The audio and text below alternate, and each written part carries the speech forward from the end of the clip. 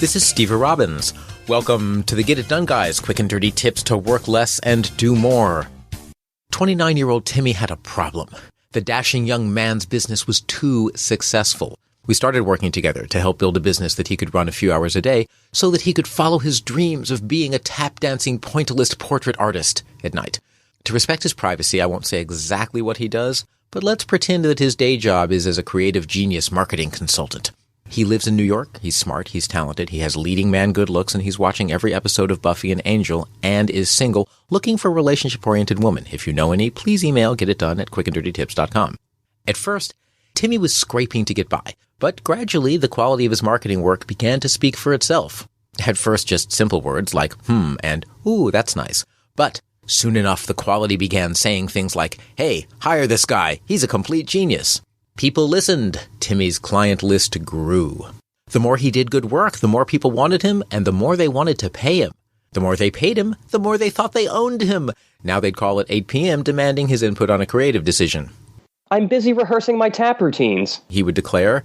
We don't care. We really need your input on the tagline for our brand of doggy toothpaste now. Timmy's success was making him miserable. It was starting to interfere with his muse. He was just beginning a chalk triptych featuring the cast of Sesame Street dressed in unique baseball caps, and client demands were interfering with his painting. Becoming a modern-day tap-dancing George Seurat doesn't just happen overnight, you know. Timmy needed to push back. Establish boundaries with clients up front. Clients push, that's their job. They pay you enough money to afford a small coffee at Starbucks, and in return, they expect you to hop, skip, and do backflips at their command, even if you're not a gymnast. Did I mention that Timmy also does gymnastics? He's a catch, ladies. But that's because clients simply have expectations that they own you body and soul. Establish boundaries up front, and they'll be easy to enforce later on. When you first meet with a client, discuss how you'll work together. Timmy now tells clients, I don't work weekends, and if you call outside work hours during a workday, I may not return your call until the following workday morning. Of course, the clients all think, of course he'll make an exception for me.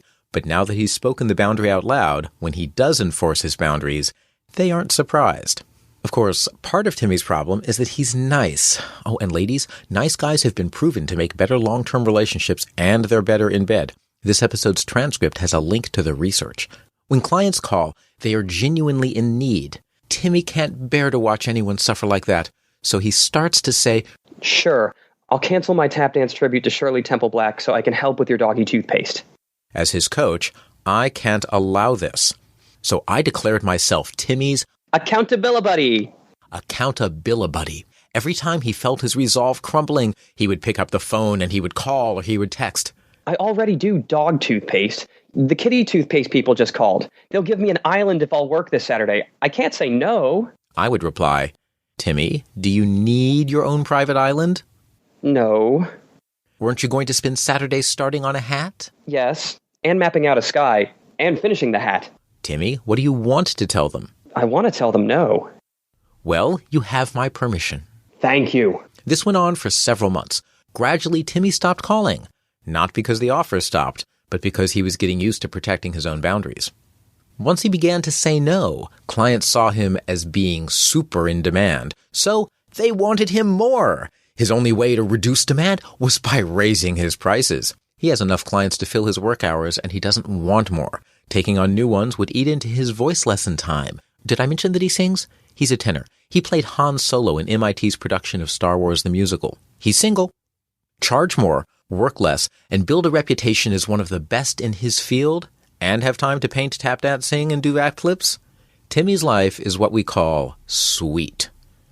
This has been more than just a few business tweaks. Learning to say no has given Timmy a very real mental and psychological breakthrough.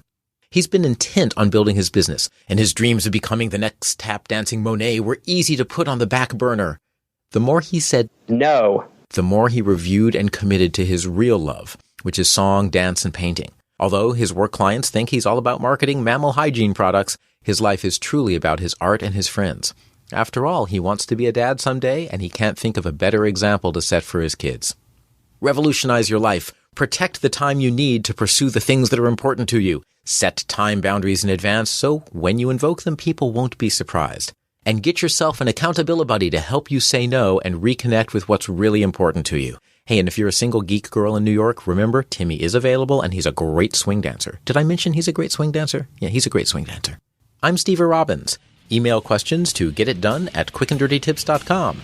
I help high achievers accelerate their careers and businesses. If you want to know more, visit steverobbins.com. That's SteverRobbins.com. Work less, do more, and have a great life.